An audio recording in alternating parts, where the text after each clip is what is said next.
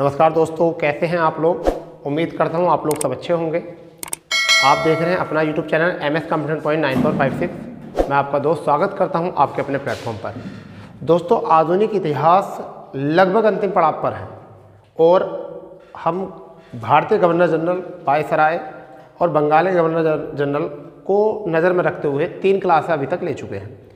आज ये हमारी चौथी और अंतिम क्लास है जिसमें हम सभी गवर्नर जनरलों के बारे में बात करते हुए आ रहे थे। इसमें अब ले 4 गवर्नर जनरल जो रहे जो बहुत इंपॉर्टेंट हो सकते हैं हमारे लिए और हमारी परीक्षाओं के लिए भी, जिससे हमें जानकारी मिलेगी कि बहुत सारी घटनाक्रम ऐसी हैं जो हमारे सामने इतिहास में नहीं आती, परंतु गवर्नर जनरल इतिहास से ये आपको सीखने को मिला। यदि आप चारों क्लासें गवर्नर जनरल की देख लेते हैं जो आपकी प्ले लिस्ट में मौजूद हैं, तो आप पूरे आधुनिक इतिहास को एकदम पूरी मुट्ठी में कर सकते हो। अधिकांश बच्चों को रहता है कि आधुनिक इतिहास किस तरीके से तैयार करें, तो मैं उसका आपको एक शॉर्ट रास्ता बता रहा हूं कि आप गवर्नर जनरल के माध्यम से एक बार इस सीरीज को पढ़ लो, तो उससे यही लगेगा कि गवर्नर जनरल पूरे तैयार हो चुके हैं।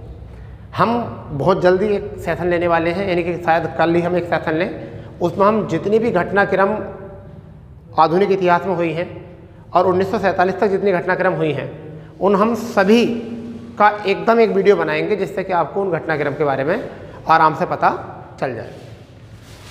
अब देखिए, बहुत सारी बातें ऐसी हैं जहाँ पर हिडन इन्फॉर्मेशन आपको मिलेगी। तो आज हमारा जो है वो गवर्नर जनरल की बात कर रहे हैं, लॉर्ड वेलिंगटन की। और लॉर्ड वेलिंगटन का शासनकाल जो था वो देखने को मिलता है हमारा 1931 से 1936 तक। अब इसका मतलब ये है कि जितनी भी घटनाएं 1931 से लेकर 1936 तक हुई हैं उनको इतिहास में माइंड दौड़ाइए और उनके अनुसार यहाँ से वो याद दिलाएंगे आपको। तो हम सबसे पहली बात करते हैं कि 1931 में द्वितीय गोलमेज सम्मेलन हुआ था। क्या हुआ था? द्वितीय गोलमेज सम्मेलन हुआ था 1931 में। ठीक है भाई, क्या हुआ था? 1931 में द्वितीय गोलमेज सम्मेलन हुआ था। यह एक ऐसा सम्मेलन हुआ था जो कि 1930 में जो हुआ था वो प्रथम गोलमेज सम्मेलन हुआ था। उसके बाद में गांधी इरविन समझौता हुआ था। गांधी को कन्विंस किया गया था उनके संवैधानिक प्रावधानों को मानने के लिए। अंततः फिर दूसरी बार जब द्वितीय गोलमेज सम्मेलन हुआ तो इरविन समझौते में यह भी कहा गया था कि भविष्य में होने वाले गोलमेज सम्मेलन में आप भाग लोगे और भविष्य में कोई असहयोग आंदोलन जैसा कोई समन्वय आंदोलन जैसा कोई आंदोलन आप शुरू नहीं करोगे।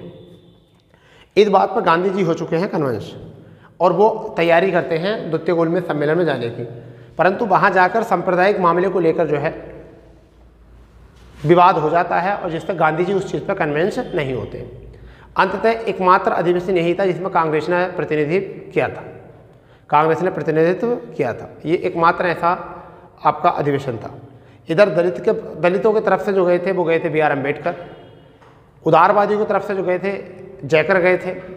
सिखों की ओर से जो गए थे उज्जवल सिंह गए थे। तो इस तरीके से आपको ये याद रख लेना है, क्योंकि मैं आपको प्ले लिस्ट में जितने भी आपके गोलमेज सम्मेलन हुए उसकी एक वीडियो बना चुका हूँ। ठीक है, आप वहाँ जाकर देख लेना।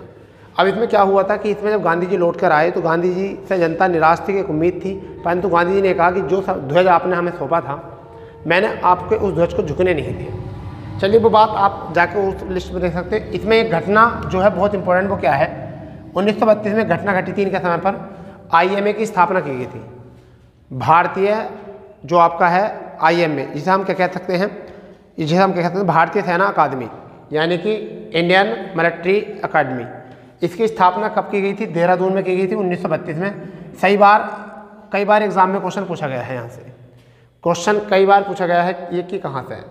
अब बात करते हैं कि जब द्वितीय गोलमेज सम्मेलन हुआ, द्वितीय गोलमेज सम्मेलन की विफलता हुई, द्वितीय गोलमेज सम्मेलन की विफलता हुई और तृतीय गोलमेज सम्मेलन 1932 में कराने की मांग आई। ठीक है, तो रैमजे मैकडोनाल्ड तत्कालिक प्रधानमंत्री बने। कहाँ के? ब्रिटेन के। उन्होंने तृतीय गोलमेज सम्मेलन बुलाया और वहाँ पर जितने भी दलित वर्ग थे, पिछड़े वर्ग थे, उनको सांप्रदायिक पंचायत यानी कि उन्हें संविधान में सांप्रदायिक दर्जा देने की बात की। ठीक है, और उनको पृथक निर्वाचन की पद्धति का भी लिए फॉलो किया। परंतु इस चीज़ को इसी बीच में गांधी जी द्वितीय समन्वय आंदोलन शुरू कर चुके थे, क्योंकि उन्होंने कोशिश करी थी गवर्नर से मिलने की।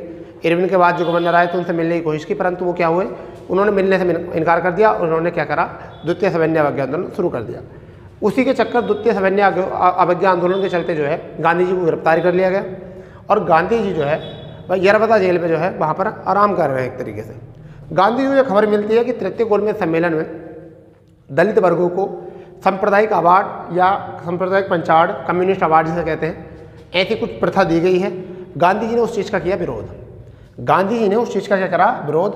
और उस विरोध के चलते जो कांग्रेस वाले लोग थे उन्होंने गांधी जी और अंबेडकर साहब की एक मीटिंग कराई और उसे कहा गया पूना पैक्ट। क्या कहा गया उसे? पूना पैक्ट। और ये क्वेश्चन आता है कि 1932 में क्या कहा गया? पूना पैक्ट किया गया। ठीक, उसके बाद में इसी बीच में क्या हुआ कि 1935 का भारत शासन अधिनियम आया। 1935 का भारत शासन अधिनियम आया, भारत का एक संविधान जो भारत ने इकट्ठा कर रखा था उसका आगमन हुआ। फिर इसी समय पर अखिल भारतीय किसान सभा 1936 मोस्ट है। ये वेरी वेरी इंपॉर्टेंट है क्वेश्चन, यहाँ से परीक्षा में क्वेश्चन बहुत ज़्यादा पूछा था, बहुत ज़्यादा। तो क्या है ये? अखिल भारतीय किसान सभा 1936 में हुई। ठीक है, तो एक बार फिर इसको रिवाइज करते हैं। लॉर्ड वेलिंगटन के समय में क्या हुआ? द्वितीय गोलमेज सम्मेलन हुआ, IMA की स्थापना हुई, सांप्रदायिक अवार्ड हुआ, तृतीय गोलमेज सम्मेलन हुआ, रैमजे मैकडोनाल्ड प्रधानमंत्री बने ब्रिटेन के, पूना पैक्ट हुआ और अखिल भारतीय किसान सभा की स्थापना की गई। इस तरीके से हमने सीखे वेलिंगटन के बारे में कि उनके समय में, उनके शासनकाल के समय में कौन कौन सी घटना घटी थी। ठीक है, अब हम बात करने वाले इसी के बीच में लॉर्ड लिनलिथ गो। लॉर्ड लिनलिथ गो, इनके समय में ज़्यादातर ऐसी घटना हुई कि जहाँ से एग्जाम में क्वेश्चन पूछे जाते हैं। अब इनका कार्यकाल है क्या? कार्यकाल है 1936 से 1944 तक। प्रांतीय चुनाव 11 प्रांतों में होने थे, क्योंकि ब्रिटिश प्रांत उस टाइम पर 11 थे। ब्रिटिश प्रांत कितने थे? 11 थे, क्योंकि सभी लोगों ने राज्य विधानमंडलों में और केंद्रीय विधानमंडलों से कांग्रेस वालों ने इस्तीफा दे दिया था, और इस्तीफा देकर वो चाहते थे कि केंद्रीय विधानमंडल पर अपनी जगह बनानी।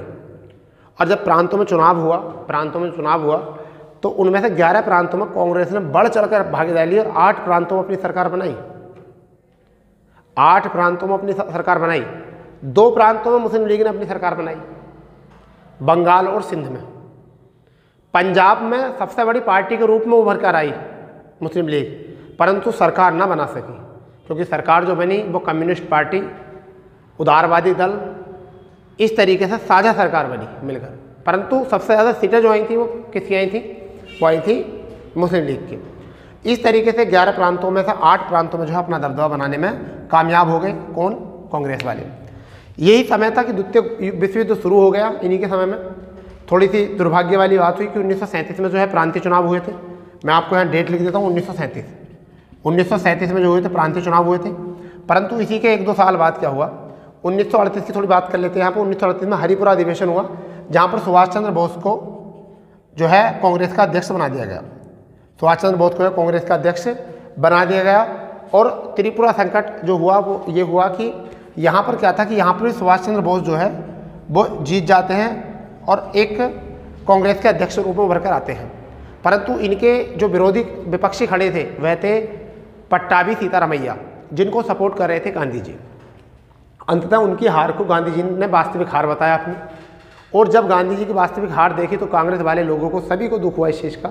और कांग्रेस बतौर जो अध्यक्ष होता था उसके कार्य करने के सदस्य चुने जाते थे।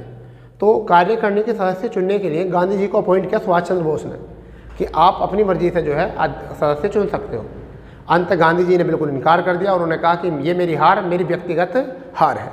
इस चीज़ को देखकर BR अम्बेडकर ने सुभाष चंद्र बोस ने त्यागपत्र दे दिया। और इसी त्यागपत्र के देते उन्होंने फॉरवर्ड ब्लॉक की स्थापना की थी। किसकी की थी? फॉरवर्ड ब्लॉक की स्थापना की थी। और यहाँ पर ही बाहर रास बिहारी बोस, भारत के बाहर रास बिहारी बोस भी आज़ाद हिंद फौज की शुरुआत कर चुके थे। ठीक है, आगे करेंगे उस बात को, परंतु यहाँ तक समझ लेते हैं।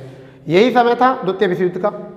और द्वितीय विश्व युद्ध में क्या था कि मित्र राष्ट्र जो थे उन पर शत्रु राष्ट्र बड़े बुरी तरीके से हावी पड़ रहे थे। जापान की शक्ति बढ़ रही थी, अमेरिका, ऑस्ट्रेलिया, चीन, ऐसे बड़े बड़े देश जो मित्र राष्ट्र में साथ थे ब्रिटेन के, उनके ऊपर दबाव बना रहे थे भारत की आज़ादी को लेकर। ये सब घटना जो हुई वो किस समय हुई? लॉर्ड लिंथ गो के।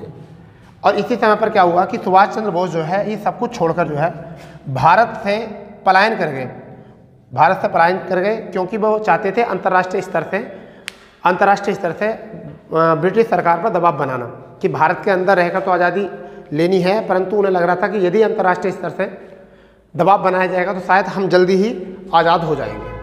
तो ये थी इनकी थोड़ी कहानी। थोड़ा सा इसको देख लेते हैं क्या था। प्रांतीय चुनाव 11 प्रांतों में 8 में सरकार बनी।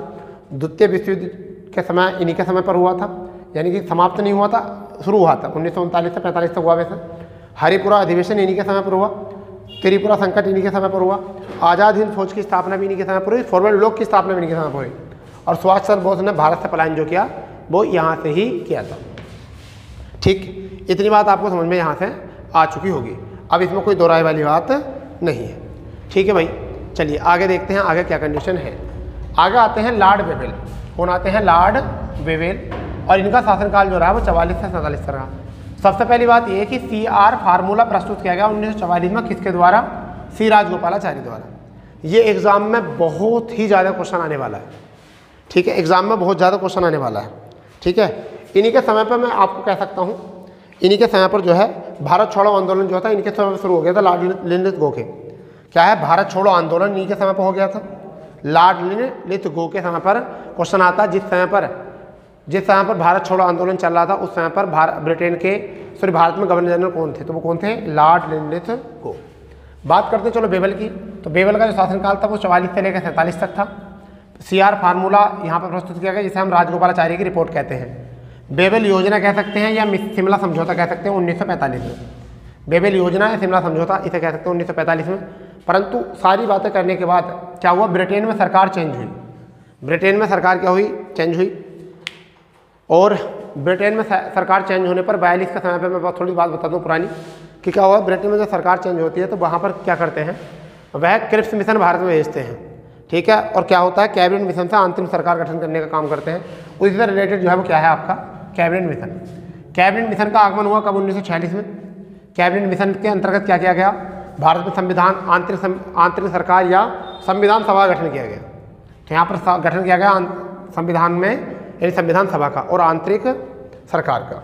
ठीक है, मुस्लिम लीग द्वारा पहली बार प्रत्यक्ष कार्यवाही दिवस मनाया गया 1946 में। 1946 में मनाया गया। कब? मुस्लिम लीग द्वारा प्रत्यक्ष कार्यवाही दिवस। और कांग्रेस द्वारा अंतरिम सरकार का गठन किया गया। अंतरिम सरकार का गठन किया गया कांग्रेस द्वारा, ये बहुत इंपॉर्टेंट है। ठीक है, इन्हीं के समय पर। तो लॉर्ड वेवेल के समय पर क्या हुआ? लॉर्ड वेवेल के समय पर हुआ CR फार्मूला, सी राजगोपालाचारी ने जारी किया था। बेबल योजना, शिमला समझौता। ठीक है, कैबिनेट मिशन का आगमन हुआ, मुस्लिम लीग द्वारा प्रत्यक्ष कार्यवाही दिवस। ठीक है, कांग्रेस द्वारा अंतरिम सरकार का गठन किया गया। ठीक है, उसके बाद में लॉर्ड माउंटबेटन यहाँ पर क्या आ जाते हैं? लॉर्ड माउंटबेटन आ जाते हैं, जो अंतिम ब्रिटिश गवर्नर जनरल थे। जो अंतिम ब्रिटिश गवर्नर जनरल थे। ठीक है, जो अंतिम ब्रिटिश गवर्नर जनरल थे। ठीक है भाई, अब हम इनके ऊपर बात करते हैं। इनका शासनकाल कहाँ से था? फरवरी 1947 से लेकर जून 1948 तक। फरवरी 1947 से लेकर कहाँ तक था? जून 1948 तक इनका शासनकाल था। अगर यहाँ बात करते हैं तो ये स्वतंत्र भारत के प्रथम गवर्नर जनरल थे। स्वतंत्र भारत के प्रथम गवर्नर जनरल थे, जबकि अंतिम ब्रिटिश गवर्नर जनरल थे। क्योंकि अंतिम ब्रिटिश गवर्नर जनरल थे ये। इन्हीं के समय पर क्या आया? वाल्कन प्लान आया। किसके लिए? देश के विभाजन को लेकर। देश के विभाजन को लेकर वाल्कन प्लान, ये मोस्ट है। ये क्या है? मोस्ट। परंतु इस प्लान पर अपनी रिपोर्ट जो थी मुस्लिम लीग ने नहीं दी थी। ये रिपोर्ट किसने दी थी? कांग्रेस ने अपनी रिपोर्ट दे दी थी और मुस्लिम लीग ने अपनी रिपोर्ट नहीं दी थी। फिर बात करते हैं, भारत को पूर्ण स्वतंत्रता इन्हीं के समय मिली और भारत का विभाजन भी इन्हीं के समय पर किया गया। ठीक है, 14 अगस्त 1947 को पाकिस्तान और 15 अगस्त 1947 को भारत। 14 अगस्त 1947 को पाकिस्तान और 15 अगस्त 1947 को भारत। ठीक है, इस तरीके से विभाजन किया गया। अंततः क्या हुआ? एक बड़ी घटना हुई, देश को बहुत बड़ी हानि हुई। नाथूराम गोडसे के द्वारा महात्मा गांधी की हत्या कर दी गई जनवरी 30 जनवरी 1948 को। ठीक है, तो ये बारी बात जो थी वो थी यहाँ से। ठीक है, तो अब आप ये देखिए कि आपके जितने भी गवर्नर जनरल हैं वो हमने करा दिए। थोड़े ये क्लास थोड़ी सी बच रही थी जिसमें कि 4 गवर्नर जनरल रह रहे थे। सी राजगोपालाचारी के बारे में अगर बात करें तो 21 जून 1948 से लेकर 26 जनवरी 1950 तक रहे थे सी राजगोपालाचारी, जो भारत के प्रथम स्वतंत्र भारत के प्रथम वायसराय बने या गवर्नर जनरल बने। ठीक है, इसके बाद में हमारे यहाँ हुआ चुनाव और राष्ट्रपति शासन हमारे यहाँ पर राष्ट्रपति को यहाँ का प्रमुख बनाया गया और वास्तविक शक्ति जो बनाई गई वो प्रधानमंत्री को बनाई गई। तो दोस्तों सारी अगर आपको क्लासें देखनी है तो प्ले लिस्ट पर जाइए। अब तक 3 क्लास हम बना चुके हैं वायसराय, गवर्नर जनरल, बंगाल के गवर्नर जनरल की। टोटल 4थी क्लास हमारी है। तो 4 क्लासों में जो है हमारे टोटल गवर्नर जनरल, उनसे जुड़ी सारी बातें, उनसे जुड़ी सारी ऐतिहासिक घटनाएं टोटल हमने उस पर बात की है। अगर आप चाहते हो आधुनिक इतिहास को मुट्ठी में करना तो आप पूरी प्लेलिस्ट को जो है ना आराम से देखिए, आराम से उसका आनंद लीजिए और देखिए फिर आपका आधुनिक इतिहास कितने अच्छे तरीके से तैयार होता है। ठीक है, अगर आपको कोई भी और सजेशन चाहिए तो आप हमें कमेंट्स बॉक्स में लिख सकते हो। ठीक है, जो पहली बार देख रहे हैं वो चैनल को सब्सक्राइब कर सकते हैं। ठीक है, और अच्छा आपको सेक्शन लगा तो लाइक करने ना भूलें। ठीक है, बेल आइकन जरूर दबा लें जिससे कि आपको हर एक वीडियो का नोटिफिकेशन मिल जाए। ठीक है, तो मिलते हैं कल नए सेशन के साथ। जय हिंद, जय भारत।